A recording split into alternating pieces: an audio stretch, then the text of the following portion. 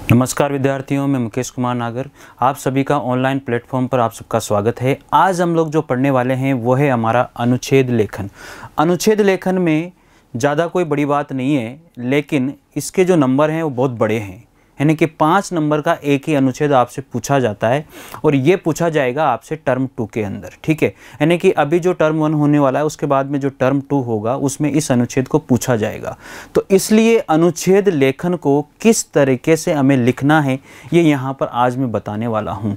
वैसे अनुच्छेद आप शुरू से लिखते हुए आए हो, आपने 9th में भी लिखा है, 8th में भी लिखा है, 7th में भी लिखा है।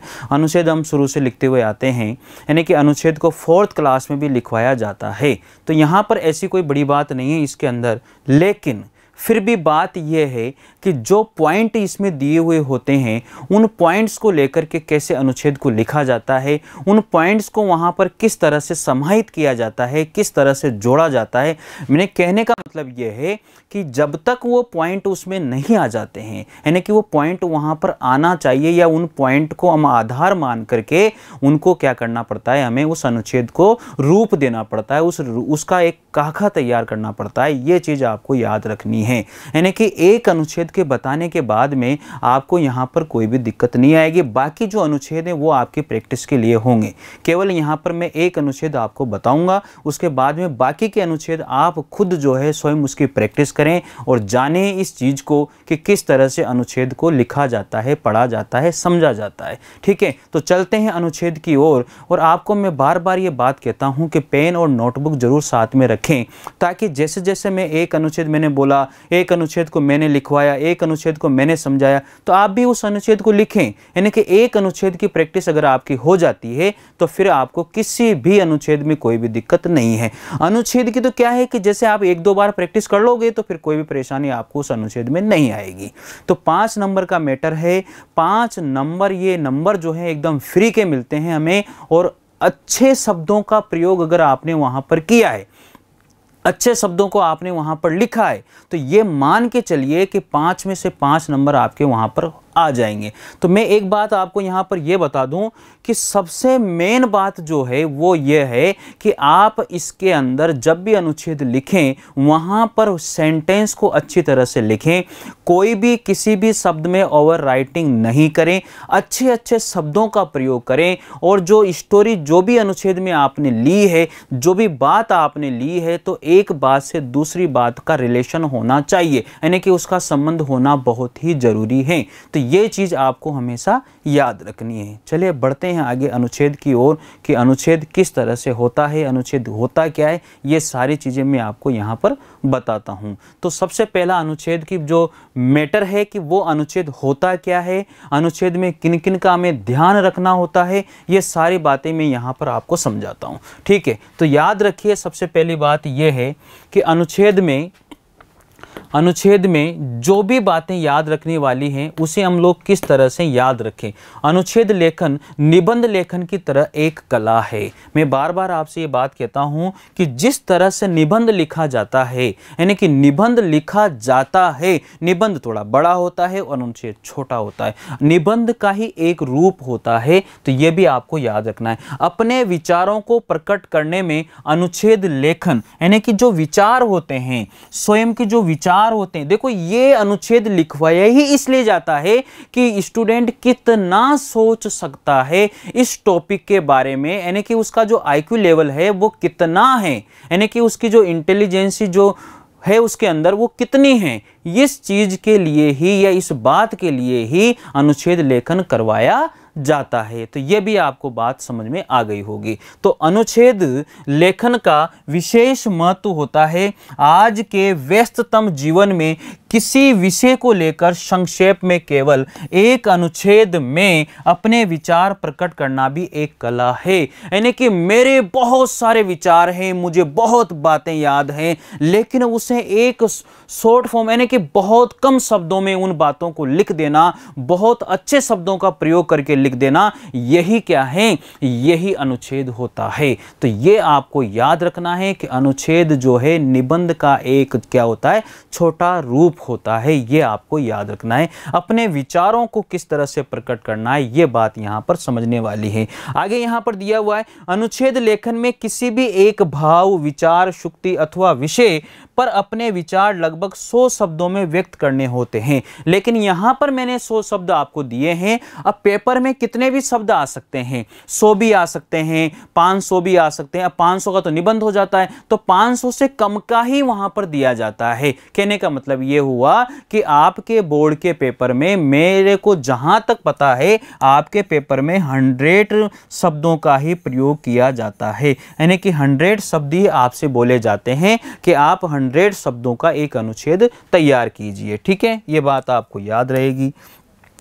किसी एक विचार अथवा भाव पर लिखे गए वाक्यों का समूह ही क्या कहलाता है, अनुच्छेद कहलाता है। अनुच्छेद की कोई डेफिनेशन आपसे वहां पर नहीं पूछी जाती, लेकिन फिर भी मैं आपको बता दूं आपकी जिज्ञासा के लिए कि जो आपके विचार होते हैं उसको किसी एक पैराग्राफ के अंदर समाहित कर देना, लगा देना, लिख देना, वही क्या होता है, अनुच्छेद होता है। ठीक है, उसे संक्षिप्त रूप दे देना, उसे संक्षिप्त रूप दे देना, स्पष्ट किया जाता है। प्राय अनुच्छेद में लगभग 20 वाक्य होते हैं। अनुच्छेद का विषय कोई भी हो सकता है। मतलब ये बात ये कहना चाहते हैं कि लगभग कितने वाक्य हो सकते हैं, 20 वाक्य हो सकते हैं। लेकिन 10 वाक्य का भी एक अनुच्छेद बन जाता है, 5 वाक्य का भी एक अनुच्छेद बन जाता है, ऐसा कुछ नहीं है। लेकिन अगर उसने बोला है आपसे कि केवल 20 शब्दों का लिखना है, तो आप जो एक पेज आपको दिया जाता है बोर्ड की कॉपी का, वो पूरा अनुच्छेद में भरना होता है।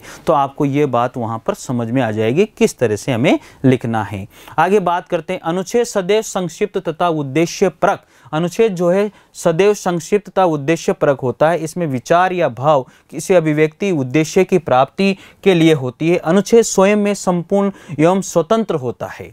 अनुच्छेद एकदम स्वतंत्र होता है, किसी से बंधा हुआ नहीं होता है, उसे स्पष्ट लिखा जाता है। ठीक है, इसकी भाषा सरल होनी चाहिए। मुख्य बात यह है कि इसकी जो लैंग्वेज है वो कैसी होनी चाहिए, सरल होनी चाहिए। लैंग्वेज अगर सरल नहीं होगी तो पढ़ने वाला, जो आपके विचारों को जानने वाला जो व्यक्ति है, अगर आपने उसमें क्लिष्ट भाषा का प्रयोग कर दिया, अगर आपने उसमें त्रुटिपूर्ण भाषा का प्रयोग कर दिया, तो वहां पर जो अनुच्छेद होगा वो गलत माना जाएगा। इसलिए कहा जाता है कि आपको सरल से सरल शब्दों का प्रयोग उसके अंदर करना होता है। ठीक है, आगे देखिए, छोटे छोटे वाक्यों का प्रयोग करना चाहिए। कठिन शब्दों में प्रयोग से बचना चाहिए। यानी कि कठिन जो शब्द होते हैं, कठिन शब्दों में प्रयोग से क्या करना चाहिए, बचना चाहिए। यानी कि जो कठिन शब्द होते हैं, उन कठिन शब्दों में भी कठिन शब्दों का प्रयोग अगर किया जाता है तो उन प्रयोगों से भी आपको क्या करना है, बचना है। उदाहरणों द्वारा बात को सुस्पष्ट किया जाना चाहिए। यानी कि उसमें कुछ ना कुछ उदाहरण आपको देना चाहिए ताकि वो स्पष्ट हो सके वो बात।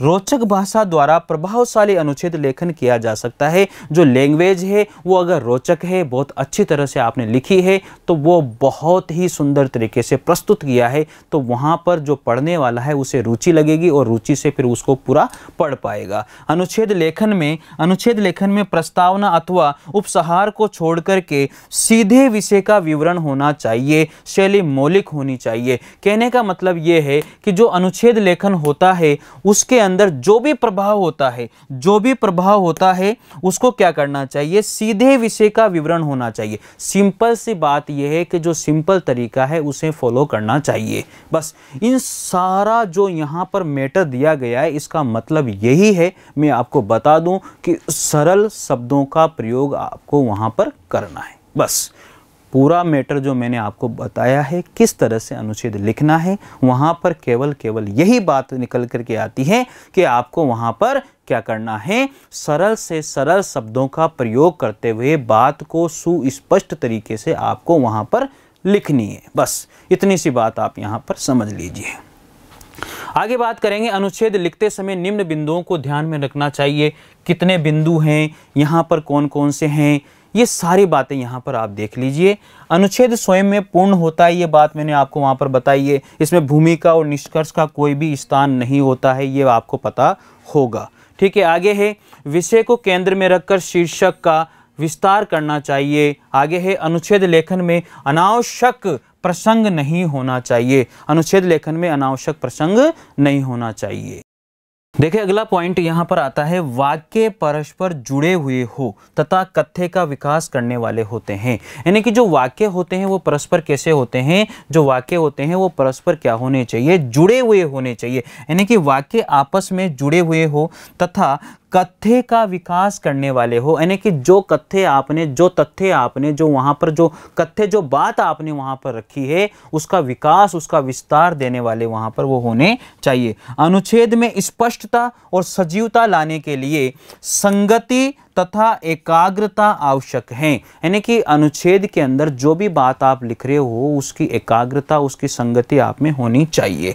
सीमित आकार के कारण अनुच्छेद लेखन में अनावश्यक विस्तार, अवांछित प्रसंग, लंबे उदाहरणों तथा उद्धरणों से बचना चाहिए। यानी कि उदाहरणों और उद्धरणों से हमें क्या करना चाहिए, अनुच्छेद के अंदर यानी कि जैसे जो शब्द समझ में ही नहीं आते हैं उन शब्दों का प्रयोग करने से हमें हमेशा बचना चाहिए। इसके कहने का मतलब यह है।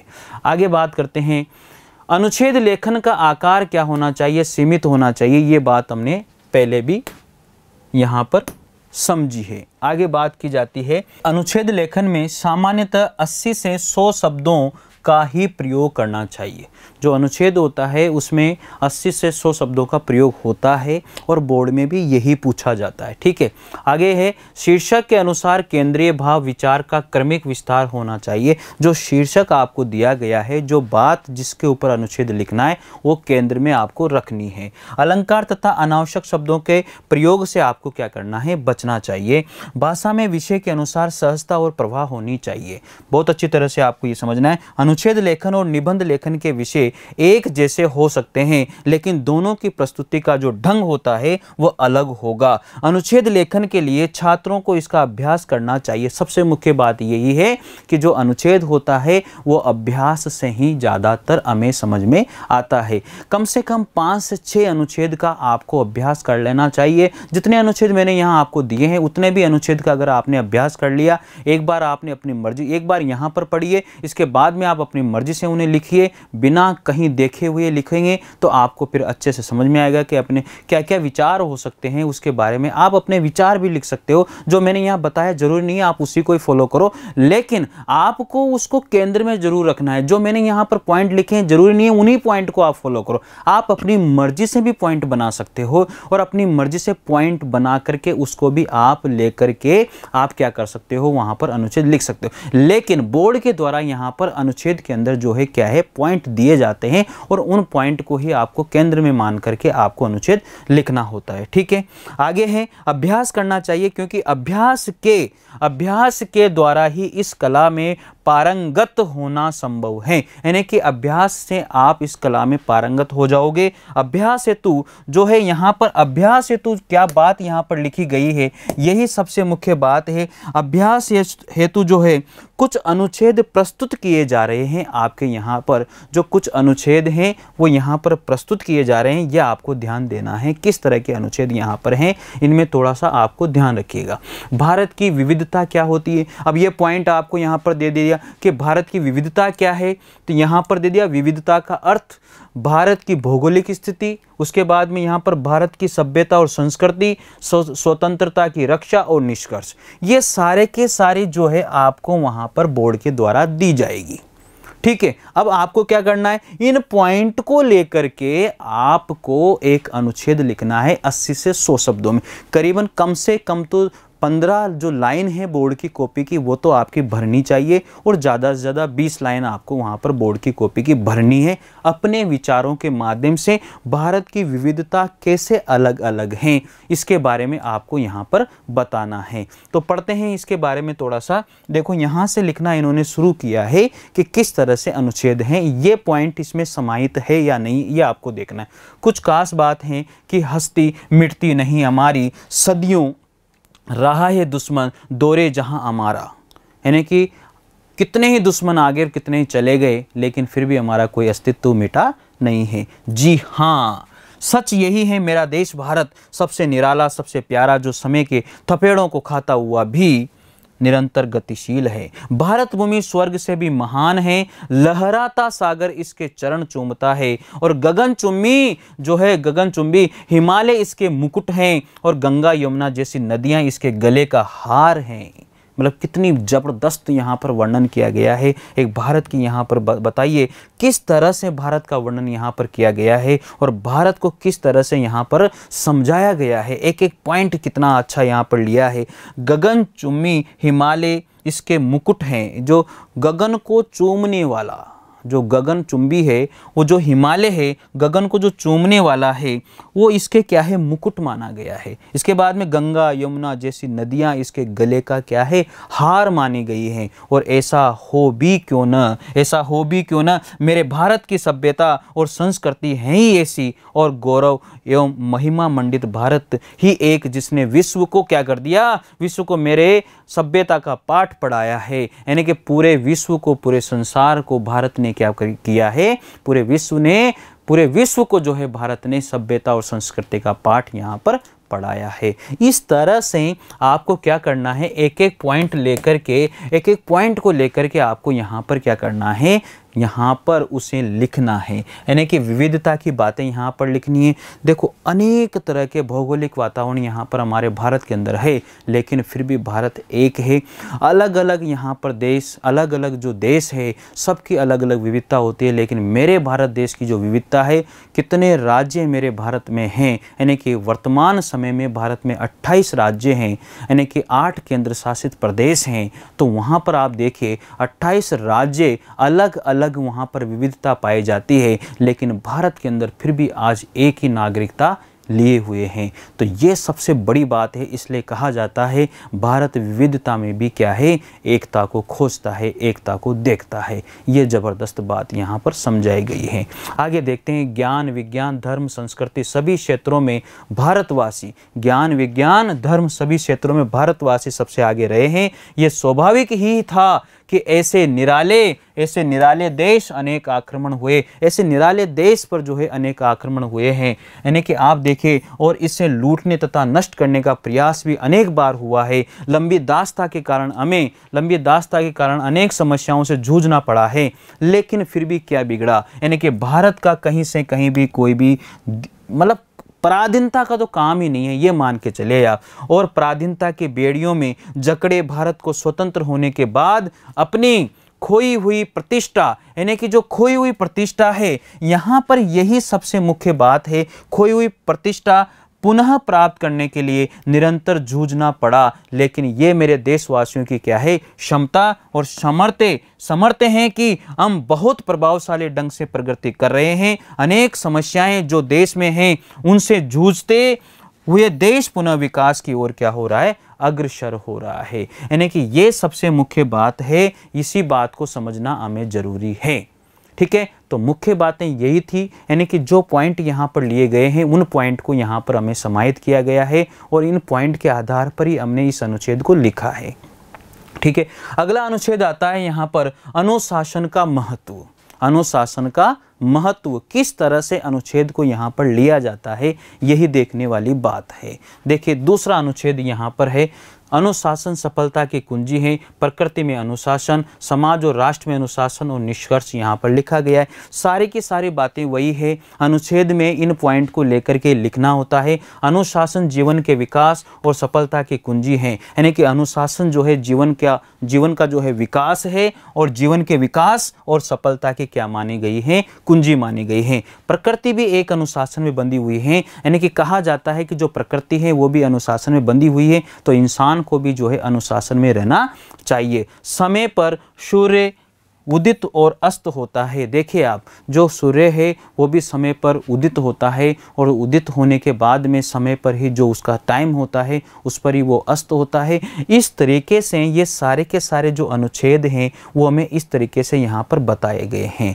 तो इन अनुच्छेद के माध्यम से आपको समझना है कि किस तरीके से इन पॉइंट को लेकर के इन अनुच्छेद को हम लोग लिख सकते हैं। तो एक एक बात यहाँ पर आपको, ये अनुच्छेद लिखा हुआ है, लेकिन आप इससे अलग हटकर भी इन पॉइंट के ऊपर अनुच्छेद लिख सकते हो, ऐसा कुछ भी यहाँ पर नहीं है। कोई यहाँ पर पाबंदी नहीं है कि आपको यही चीज़ें लिखनी है, ऐसा कुछ नहीं है। आप अपनी मर्जी से भी उसको एक्सप्लेन कर सकते हो, आप उस अनुच्छेद को समझा सकते हो। तो ये सारी बातें आप पढ़ना, इनको पढ़ने के बाद में आपको लगेगा कि इस तरह से हमें अनुच्छेद लिखना है। वीडियो जो है उसे रोक रोक करके आपको लिखना है, वीडियो को रोक रोक करके आपको पढ़ना है। ये चीज़ें बहुत ज़रूरी है। एक्सप्लेनेशन आपके लिए ही है, क्योंकि इनको जब तक पढ़ोगे नहीं, समझोगे नहीं, मेरे द्वारा आपको एक अनुच्छेद अच्छे से समझा दिया गया है, बाकी के जो अनुच्छेद हैं उन्हें आप समझ करके अच्छी तरह लिखेंगे। ठीक है, तो इतनी सारी बातें इसमें लिखी हुई है, इन बातों को आप पढ़ोगे तो आपको लगेगा कि किस तरह से अनुच्छेद लिखना होता है। बस इतना सा आइडिया ले लीजिए, बाकी तो आपको इसमें कुछ भी दिक्कत नहीं आएगी। देखो, अनुशासन इन व्यक्ति न तो अपना भला कर सकता है और न ही समाज का, न ही राष्ट्र का भला कर सकता है। इस तरह की बातें आपको यहाँ पर लेनी है। ठीक है, उसके बाद में कोई भी एक पॉइंट आप ये लिख सकते हो,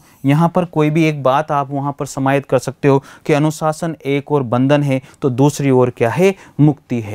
तो इस तरह के एक नीचे अच्छा सा पॉइंट आप निकाल करके आप लिख सकते हो। इससे क्या होगा कि जो अनुच्छेद होगा वो थोड़ा सा अच्छा लगेगा। ऐसे कहा जाता है कि जब लास्ट यानी कि फर्स्ट नहीं तो लास्ट तो कम से कम अच्छा कर देना चाहिए।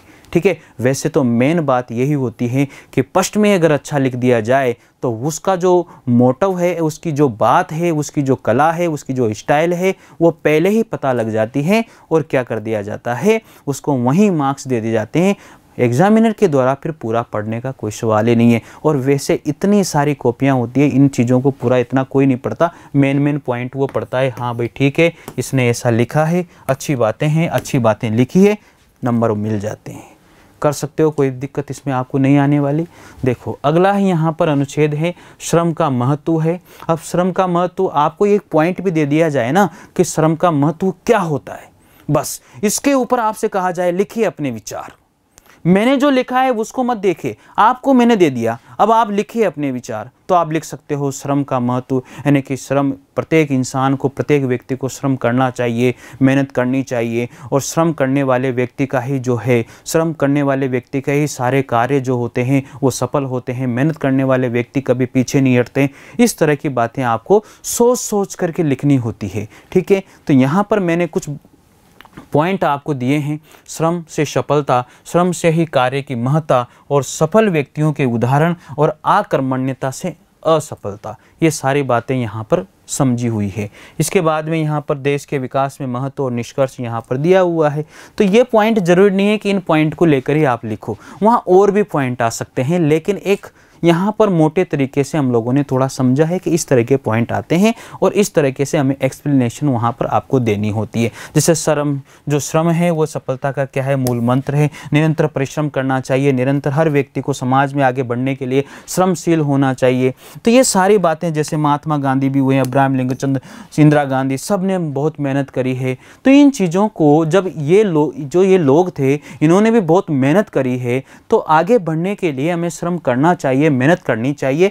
ये जो मैं बातें बता रहा हूं इनको आप लिख सकते हो, जरूरी नहीं है किसके लिखें, नहीं, ये चीजें जो है आपको पढ़ने के लिए दी जा रही है, और पढ़ कर के आपको विचार जो है थोड़े से क्या करने, अपने विचारों को बढ़ाना है। और यहां पर दिया गया एक एक अनुच्छेद आपके लिए इंपॉर्टेंट है, इसे आप जो है पढ़िए, समझिए, देखिए, तो ये सारी बातें आपको समझ में आ जाएगी, और ये बहुत ज़रूरी है इसको पढ़ना भाई। ठीक है, इसके बाद में यहाँ पर लिखा है जाने अनजाने नाम निरंतर लगन में श्रम करते रहना चाहिए। हम उसको जानते नहीं हैं, मानते नहीं हैं, कुछ भी नहीं जानते साहब, लेकिन फिर भी हम क्या कर रहे हैं, फिर भी हम मेहनत कर रहे हैं, क्योंकि मेहनत जो है कभी खाली नहीं जाती है, कहीं ना कहीं किसी न किसी समय पर वो ज़रूर काम आती है। इस तरह से ये श्रम वाला हो जाएगा। तो इस तरीके से आप लोग जो है एक अच्छा सा यहाँ पर 15 से 20 लाइन में आप अपनी मर्जी से जो है, आपकी जो बोर्ड की कॉपी है भाई, यहाँ पर मैंने लिखा है कम से कम इसमें 10 लाइन होगी, ठीक है, 15 होगी, लेकिन आप बोर्ड की कॉपी में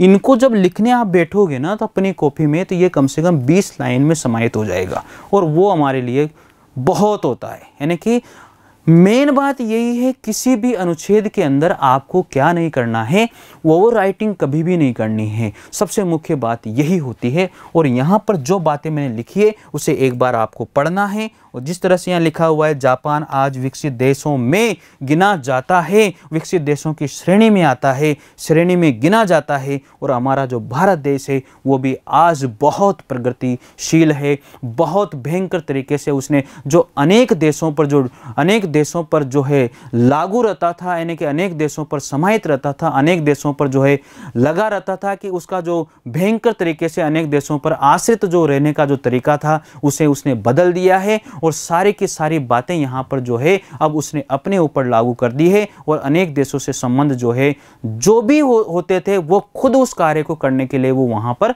बैठ चुका है, अर्थात अब स्वयं उस कार्य को कर रहा है, चाहे कितनी भी कठिनाई कितनी भी समस्याएं क्यों ना आ जाए। इस तरह से आपको वहाँ पर लिखना है, इस तरह से अपने अनुच्छेद को आपको विस्तार देना है और समझाना है। जितने बढ़िया शब्दों में आप समझा सकते हो एग्जामिनर को, वही आपके लिए सबसे फायदेमंद होगा। यहाँ पर अगला मैंने दिया है परिश्रम का महत्व, यानी कि श्रम का महत्व और परिश्रम का महत्व एक ही बात है। यहाँ पर ऐसी कोई बड़ी बात नहीं है, यहाँ पर शब्दों का अंतर है, बाकी और कुछ भी नहीं है। श्रम का महत्व कहो या परिश्रम का महत्व कहो, एक ही बात है, ठीक है।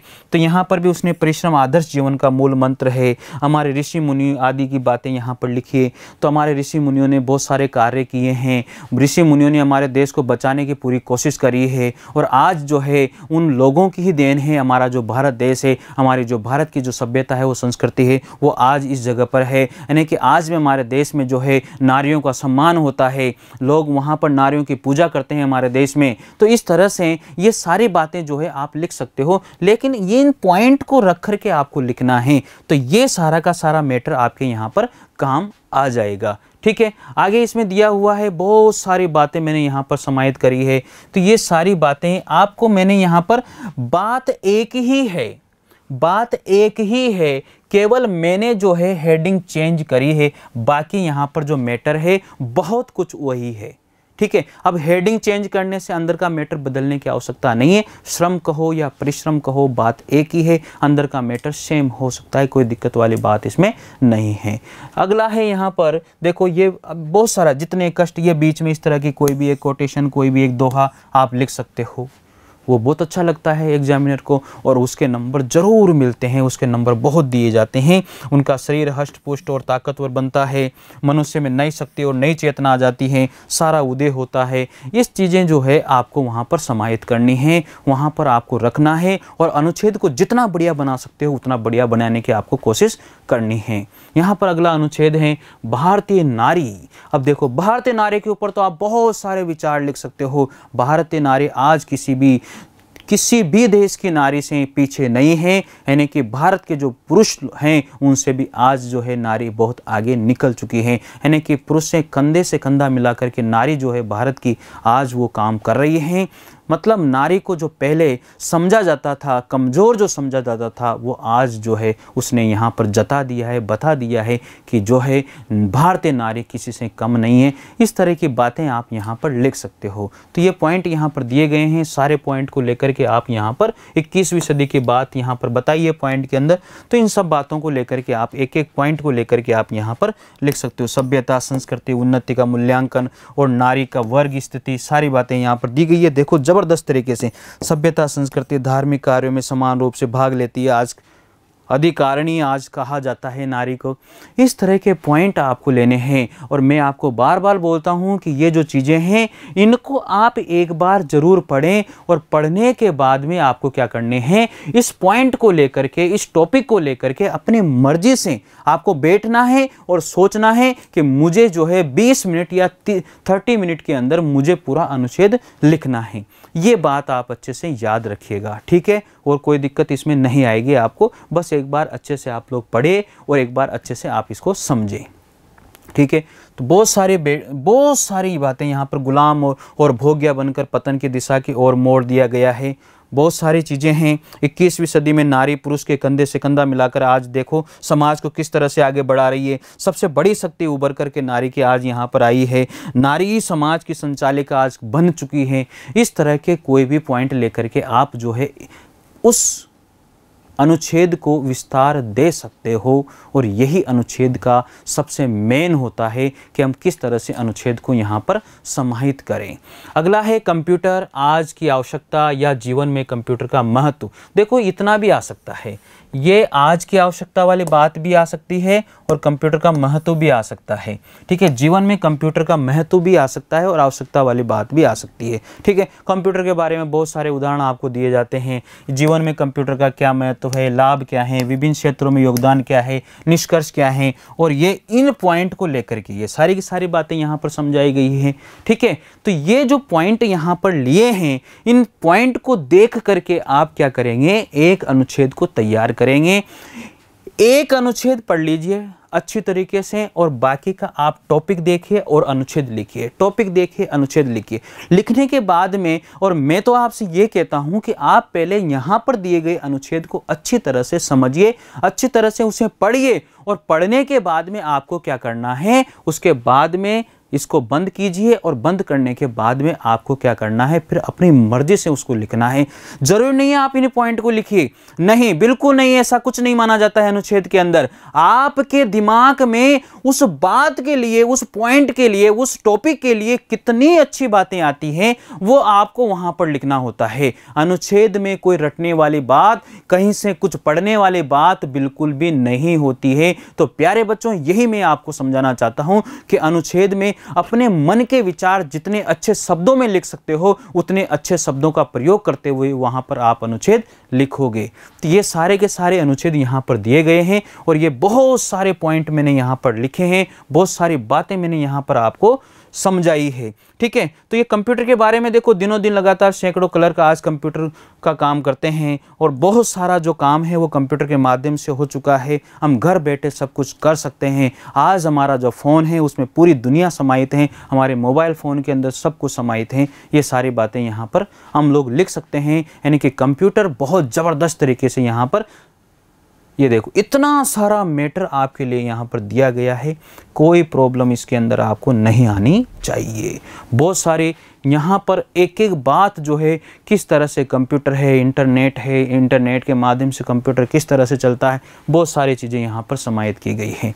कर सकते हो, आपको कोई दिक्कत नहीं। विज्ञान जो है वरदान या अभिशाप, यह आया हुआ क्वेश्चन है भाई। ठीक है, विज्ञान वरदान अभिशाप क्या है, आप बताओ, विज्ञान के बढ़ते चरण, विज्ञान की देन क्या है, इस तरह की वो वहाँ पर टॉपिक दे देगा। और यहाँ पर इस तरह के दैनिक जीवन में विज्ञान का महत्व, जीवन के हर क्षेत्र में पकड़, समय और काल की दूरी को मिटाने वाला और विज्ञान का विनाशकारी रूप, इस तरह के पॉइंट आ गए। अब आपको यहां पर जो दी गया, जो ये मैटर दिया गया है, इस मैटर से कोई लेना देना नहीं है, लेकिन ये मैटर आपके लिए थोड़ा सा हेल्प करेगा। अगर आपने इस मैटर को पढ़ लिया, आपने इस मैटर को पढ़ लिया, समझ लिया, और उसके बाद में आपने इसको बंद किया और फिर अपनी मर्जी से लिखिए, आप कोई दिक्कत वाली बात नहीं। ये आपके हेल्प के लिए दिया गया है भाई। आप एक बार जो इसे पढ़ लें, समझ लें, उसके बाद में आप कीजिए फिर।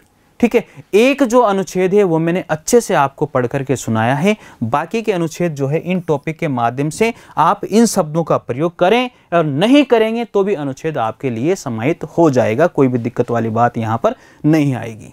ठीक है, तो सारा का सारा आप यहाँ पर देखिए, संचार माध्यम इतने प्रभावी हो गए हैं कि हजारों मील दूर बैठे व्यक्ति को भी आप केवल बात ही नहीं कर सकते, आप उसे देख भी सकते हो। चिकित्सा के क्षेत्र में भी आज विज्ञान ने बहुत प्रगति करी है। वीडियो, रेडियो, टेलीविज़न, केबल, सारे मनपसंद कार्यक्रम हम 24 घंटों देख सकते हैं खाली समय पर। ठीक है, तो ये सारी बातें यहाँ पर हम लोगों ने समाहित करी है। तो आप इस तरीके से कोई भी बात लेकर के लिख सकते हो, और ज़रूरी नहीं है कि इसी मैटर को आप समाहित करें, बिल्कुल नहीं, आप अपनी मर्जी से लिख सकते हो, आप अपने विचार लिख सकते हो। और विचार जितने बढ़िया तरीके से आप लिखोगे, जितनी लैंग्वेज आप किताबी लैंग्वेज से हट करके लिखोगे, उतने ही आपके मार्क्स अच्छे आएंगे। अनुच्छेद की यही होती है कि वो आपके विचार जानना चाहता है, किताबी लैंग्वेज को नहीं जानना चाहता, ये बहुत ज़रूरी होता है। ठीक है, तो आप कर सकते हो, कोई दिक्कत इसमें नहीं होनी चाहिए मेरे हिसाब से। तो यहाँ पर देख लीजिए, ये सारा का सारा जो है यहाँ पर दिया, विशिष्ट जानकारी था। मानव जो है सर्वोत्कृष्ट रूप है, और मानव का ये कंप्यूटर तो बहुत ज़बरदस्त, यहाँ पर बहुत भयंकर तरीके से मानव का एक आविष्कार माना गया है। किसको? कंप्यूटर को। ठीक है, ये समझ में आ चुका होगा, आपके कोई भी दिक्कत इसमें नहीं होगी। आप पढ़िए इसको अच्छे से, और पढ़ने के बाद में लिखिए, और ज़रूरी नहीं इन शब्दों का प्रयोग करें, ऐसा कुछ भी यहाँ पर नहीं है। ठीक है, अगला देखो, बहुत सारी बातें यहाँ पर दी हुई है। पर्यावरण प्रदूषण वाली बात यहाँ पर है। अब पर्यावरण प्रदूषण में क्या होना है आपको पता है, हम शुरू से पढ़ते हुए आए हैं पर्यावरण प्रदूषण को। यहाँ पर पॉइंट दिए गए हैं आपको, प्रदूषण का अर्थ, प्रदूषण के कारण और प्रकार, इसके बाद में क्या है परिणाम है, क्या परिणाम हो सकते हैं, उसके निष्कर्ष क्या हो सकता है, ये सारी बातें आपको लेकर के ये लिखना है। देखो यहाँ पर हमारे आसपास जो प्राकृतिक वातावरण है जिसमें हम रहते हैं वही क्या है पर्यावरण है। बस इस तरह से आपने पढ़ लिया, उसके बाद में फिर क्या करना है आपको, बस फिर लिखने बैठ जाना है। और मैं तो कहता हूँ एक बार अगर आपने ये पढ़ लिया ना, फिर आपको कोई भी दिक्कत इसमें नहीं आएगी। पढ़ने के बाद में आपके विचार बढ़ जाएंगे, आपके मन की जो भावनाएं हैं वो क्या हो जाएगी, बढ़ जाएगी। और उसके बाद में फिर आपको क्या होगा कि विचारों की जो प्रगति है, आपके विचार जो हैं वो बढ़ने के बाद में ज़्यादा से ज़्यादा पॉइंट लेकर के आप उसमें लिख सकते हो। ये सबसे अच्छी बात आपके लिए होगी। और यहाँ पर यही सबसे अच्छी बात होती है कि आप उन विचारों को कितने अधिक शब्दों में और कितने सरल शब्दों में लिख सकते हो, यही इन अनुच्छेद की सबसे बड़ी जो है बातें होती है, ये विशेषताएँ होती हैं। और यही अनुच्छेद का सबसे अच्छा पार्ट होता है, भाग होता है। ठीक है, तो ये जितनी भी बातें हमने अनुच्छेद के बारे में करी है, ये अनुच्छेद मैंने आपको एक अनुच्छेद अच्छे से समझाया, बाकी के अनुच्छेद मैंने एक एक अनुच्छेद आपको बताया है। आप उसे रोकिए और पढ़िए और फिर उसके बाद में आप क्या करोगे, लिखोगे। और मैं आपसे कह चुका हूँ कि आपको पढ़ने के बाद में ज़रूर नहीं है उसी लैंग्वेज को लिखें, आप अपनी लैंग्वेज को लिखें। अपनी लैंग्वेज को लिखने के बाद में ही आपको ज़्यादा नंबर मिल सकते हैं, यानी किताबी लैंग्वेज से ज़्यादा नंबर आपको अपनी लैंग्वेज के मिलेंगे। ये अनुच्छेद की सबसे मेन बात यही होती है। और जो एग्जामिनर होता है वो यही देखना चाहता है कि आपने अपने विचार कितने अच्छे शब्दों में, सरल शब्दों में लिखे हैं, ये सबसे अच्छी बात इसमें होती है। और बिल्कुल आपको याद रखना है, ओवर राइटिंग बिल्कुल नहीं करनी है, बहुत बड़ा निबंध की तरह इसको नहीं लिखना है। कम से कम यानी कि ये मान के चलिए कम से कम 10 लाइन और ज़्यादा से ज़्यादा 20 लाइन में आपको इसको लिखना है। तो ये अनुच्छेद का जो टॉपिक है हमारा वो यहीं फिनिश होता है। और मिलते हैं अगले टॉपिक के साथ, तब तक के लिए सबको बहुत बहुत धन्यवाद।